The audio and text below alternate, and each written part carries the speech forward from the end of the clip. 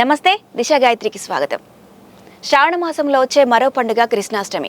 అయితే కృష్ణాష్టమి ఏ విధంగా జరుపుకోవాలి, పూజ ఏ విధంగా చేయాలి, కృష్ణాష్టమి జరుపుకోవడానికి పూర్వ కథ ఏమైనా ఉందా, ఇలాంటి వివరాలని మనకు తెలియజేయడానికి మనతో ఉన్నారు శివశాస్త్రి పంతులు గారు. నమస్కారం పంతులు గారు. ఓం శ్రీ గురుభ్యో నమః. అరహ ఓం. అనురాగానందయుక్తాయ శవాస్యల్యమూర్తయే చంద్రశేఖర శివాచార్యం సద్గురుం ప్రణమామ్యహం. రామాయ రామభద్రాయ రామచంద్రాయ వేదసే రఘునాథాయ నాథాయ సీతాయాం పతయే నమః. చెప్పండి. కృష్ణాష్టమి విశిష్టత ఏంటి పంతులు గారు? కృష్ణ అష్టమి అనేది మనం ఏం చేస్తామంటే ఎప్పుడు జరుపుకున్నా కానీ శ్రవణ మాసం బహుళ అష్టమి రోజు జరుపుకుంటాం. దానినే మనము కృష్ణాష్టమి అనుకుంటాం. కృష్ణాష్టమి అంటాం, అదేవిధంగా కృష్ణ జన్మాష్టమి అంటాం. ఎందుకోసం అంటే కృష్ణుడు పుట్టింది అష్టమి రోజు. అందులో మళ్ళీ ఎలా పుట్టాడు కృష్ణుడు అంటే శ్రవణమాస బహుళ అష్టమి రోహిణి నక్షత్రంతో కూడుకొని ఉన్నప్పుడు రాత్రి సమయంలో ఈ యొక్క కృష్ణుడు శ్రీ మహావిష్ణువు యొక్క అంశ అయిన కృష్ణుడు జన్మించడం జరిగింది. ఒక అవతారం, దశావతారాల్లో ఒక అవతారమైనటువంటి కృష్ణావతారాన్ని ఆ యొక్క శ్రీ మహావిష్ణువు ధరించడం జరిగింది. ఈ యొక్క అవతారం కూడా ఎక్కడ పుట్టింది అంటే చెరసాలలో పుట్టాడు.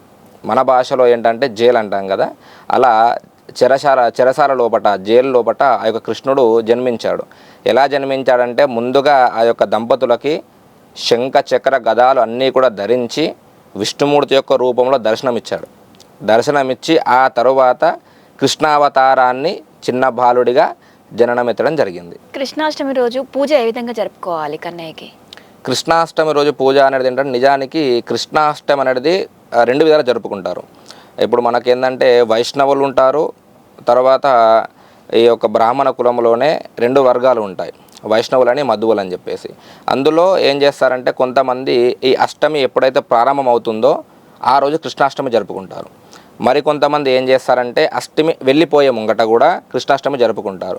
ముఖ్యంగా కృష్ణాష్టమి రోజు పూజ ఏ విధంగా చేయాలి అంటే ఉదయం మొత్తం కూడా ఉపవాసం ఉండి సాయంకాల సమయం లోపట ఈ యొక్క పూజను జరుపుకోవాలి. ఉపవాసం ఉన్నప్పుడు ఏ పదార్థాలు తినొచ్చు, తినకూడదు? ఉపవాసం అంటే మనకు శాస్త్రం చెప్తుంది. ఈ రోజులలో ఏంటంటే ఉపవాసం అంటే అందరం కూడా ఏంటంటే తిండి బంద్ చేయడము, ఏమి తినకుండా ఎంటీ స్టొమక్తోని ఖాళీ కడుపుతోని ఉండడం అని చెప్పేసి చాలామందికి తెలుసు. కానీ ఉపవాసం అంటే ఉపవాసం అని చెప్పేసి అంటాం. అంటే ఉపము అంటే దగ్గరగా ఉండడం, అంటే భగవంతునికి దగ్గరగా ఉండడం. అలాగంటే ఏదో విగ్రహాన్ని పట్టుకొని ఉండడం కాదు. మనం ఏ పని చేసుకున్నా ఎలా ఉన్నా కానీ మన మనసులో ఆ యొక్క భగవంతుని నామస్మరణ జరుగుతూ ఉండడమే ఉపవాసం. అంతేకాని నేను పనికి మాలిన 10 మాటలు మాట్లాడతాను, అన్ని గొడవలు చేస్తాను, అన్ని పాపం పనులు చేస్తాను, కానీ నేను ఈరోజు ఏమి తినకుండా ఉపవాసం ఉంటానంటే దానికి ఎలాంటి ఫలితం అనేది ఉండదు. కాబట్టి ఉదయం మొత్తం కూడా ఉపవాసం ఉండి సాయంకాలం పూజ చేయాలడానికి అర్థం కూడా ఏంటంటే ఉదయం నుంచి కూడా భగవంతుడి నామస్మరణ చేస్తూ ఉండి అప్పుడు ఏమైపోతుందంటే మన మనసు అనేది ఒక ఏకాగ్రతకు వస్తుంది. ఒక మనిషి యొక్క మనసు అనేది ఎప్పుడు కూడా ఒక దానిపైన అప్పుడే కాన్సన్ట్రేషన్ అనేది రాదు. అది చేస్తా ఉంటే ఒక అలవాటుగా మారిపోయి వస్తుంది. ఈ ఉదయం నుంచి ఉపవాసం అంటే ఏంటంటే ఉదయం నుంచి కూడా భగవంతుని యొక్క నామాన్ని స్మరిస్తూ ఉంటే అది మనకు అలవాటుగా అయిపోతుంది. అలవాటుగా అయిపోయి ఆ యొక్క కృష్ణుడి పైన ఏమవుతుందంటే భక్తి వస్తుంది. కృష్ణుడనే కాదు, ఏ భగవంతుడైనా సరే కానీ భక్తి వస్తుంది. అప్పుడు సాయంకాలం పూజ చేసుకుంటే ఏమవుతుందంటే మన యొక్క ఏకాగ్రత అనేది, నిష్ఠ అనేది భగవంతుని పైన ఉండి పూజ అనేది విజయవంతంగా చేసుకోవడం జరుగుతుంది. కృష్ణాష్టమి రోజు కన్నయ్యకు సమర్పించాలని నైవేద్యం ఏంటి? ముఖ్యంగా కృష్ణాష్టమి అంటే కృష్ణునికి చాలామంది ఒక ముద్దు పేరు ఉంది, వెన్న దొంగ అని చెప్పేసి అంటాము. కృష్ణుడికి ఏంటంటే మనము వెన్న ఖచ్చితంగా సమర్పించుకోవాలి. ఎందుకంటే కృష్ణుడికి చాలా ఇష్టమైనది వెన్ననే. వాళ్ళ అమ్మతోని కూడా చాలాసార్లు దెబ్బలు తిన్నది, వెన్న దొంగతనం చేసినప్పుడు దెబ్బలు తిన్నాడు కృష్ణుడు. కాబట్టి ఈ కృష్ణుడికి మనం ముఖ్యంగా చిన్నపిల్లోడు, జన్మాష్టమి అంటే పుట్టిన పిల్లోడు. కాబట్టి ఏంటంటే కృష్ణుడికి మనం నైవేద్యంగా మురమురాలు, చిన్నపిల్లలు తిని ఆడే వస్తువులు ఏవైతే ఉంటాయో చెక్కిలాలు, ఈ మురమురాలు, వెన్న, తర్వాత మనకు చిన్నపిల్లలు ఇష్టంగా తింటారు కొన్ని స్వీట్లు, అరిసెలు, తర్వాత మామూలుగా పులిహోర, దద్దోజనము, ఇలాంటివి చిన్నపిల్లలకి ఏవైతే ఇష్ట పదార్థాలు తింటారో అవన్నీ కూడా స్వామివారికి నైవేద్యంగా పెట్టవచ్చు.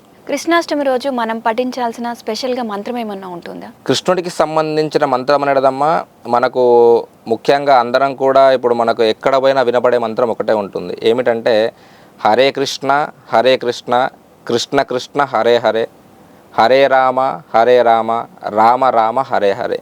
ఈ యొక్క మంత్రాన్ని స్మరించుకుంటే చాలా పుణ్యం వస్తుందని చెప్పేసి మనకు నానుడి పూర్వీకులు చెప్పడం జరిగింది, శాస్త్రం కూడా ఉంది. కాబట్టి కృష్ణాష్టమి రోజు ఈ యొక్క మంత్రాన్ని జపించుకుంటూ కృష్ణుని యొక్క పూజ చేసుకుంటే చాలా ఫలితాలు ఉంటాయి. అయితే కృష్ణుడిని చూసి మనం నేర్చుకోవాల్సిన విషయాలు ఏంటి? కృష్ణుడిని చూసా చాలా ఉన్నాయమ్మా. మీకు కొన్ని విషయాలు చెప్తా వినండి. కృష్ణుడు అనేవాడు పుట్టడమే కష్టాల్లో పుట్టాడు. కష్టాలు ఎలా పుట్టాడంటే పుట్టడమే ఒక చెరసాలలో పుట్టాడు. పుట్టిన తర్వాత తను చిన్నప్పటి నుంచి కూడా తను పెద్ద అయ్యే వరకు కూడా తన యొక్క మేనమామ తనని సంహరించడానికి వివిధ రకాల ప్రయత్నాలు చేశాడు. అన్ని రకాల ప్రయత్నాలు చేసినా కానీ తన యొక్క ముఖం పైన చిరునవ్వు అనేది ఎప్పుడు చెరగలేదు. తన మామ ఎంతమంది రాక్షసులను పంపించినా వాళ్ళని సంహరించారు.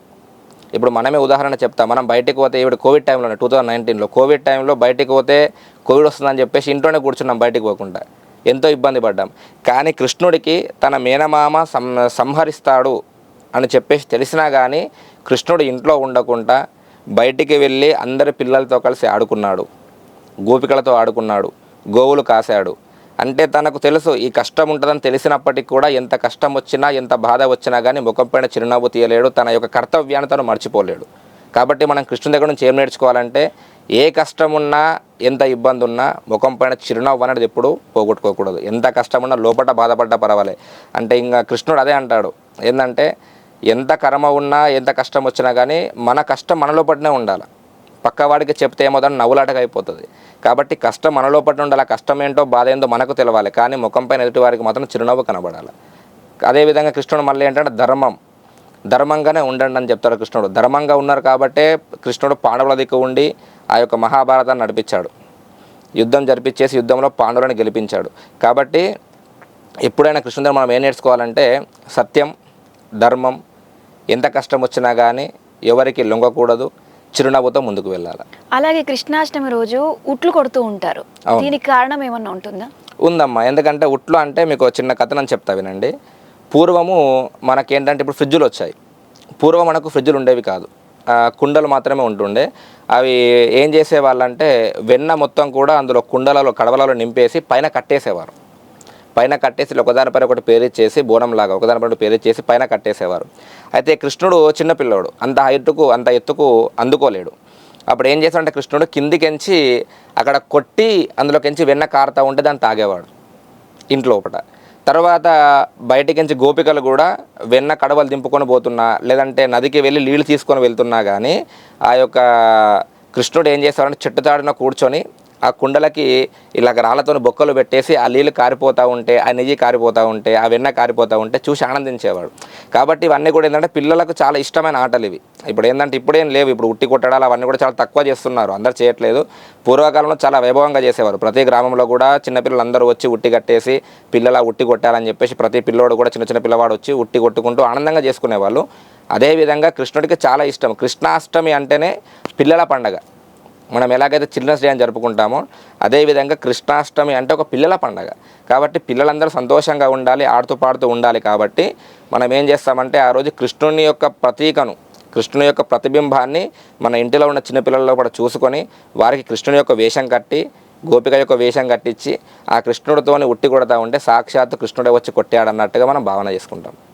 అలాగే కృష్ణాష్టమి రోజు కన్నయ్య ఇంట్లోకి రావాలని చెప్పి చిన్నపిల్లల పాదాల అచ్చులు వేస్తూ ఉంటారు. అవును. ఎందుకని? దీనికైనా కారణం ఉందా? కారణం అంటమ్మా, మనకు హైందవ ధర్మం చెప్తుంది యద్భావం తద్భవతి. మనం ఎలా భావన చేసుకుంటే అలా ఉంటుంది.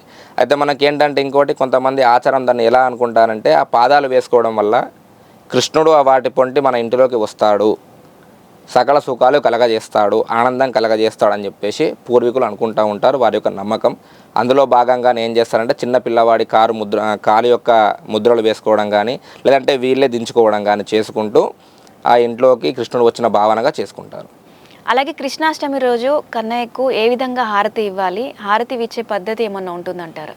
ముఖ్యంగా ఏ భగవంతుడికైనా హారతి అనేది మామూలుగా ఇస్తాం. అందులో మనకు వివిధ రకాల హారతులు ఉన్నాయి. ఏకహారతి అని, పంచహారతి అని, నక్షత్రహారతి అని, నాగహారతి అని చెప్పేసి వివిధ రకాలుగా ఉన్నాయి. కానీ కృష్ణాష్టమి రోజు మాత్రం శ్రీకృష్ణుడికి మనము వెన్నతో కూడిన హారతి ఇస్తే ఆయన చాలా ఆనందిస్తాడు. అందుకే మనకు తిరుపతిలో కూడా ఏం చేస్తారంటే ఉదయం పూట స్వామివారికి తిరుపతిలో కూడా వెన్న హారతి అని చెప్పేసి ఇస్తారు. వెన్న అందులో పెట్టేసి హారతిగా ఇస్తారు. ఎందుకంటే అతని యొక్క అవతారమే కాబట్టి, శ్రీ మహావిష్ణువు యొక్క అవతారం కాబట్టి. అదేవిధంగా ఈ కృష్ణుడు కూడా వెన్న ప్రియుడు, వెన్న అంటే చాలా ఇష్టం అతనికి.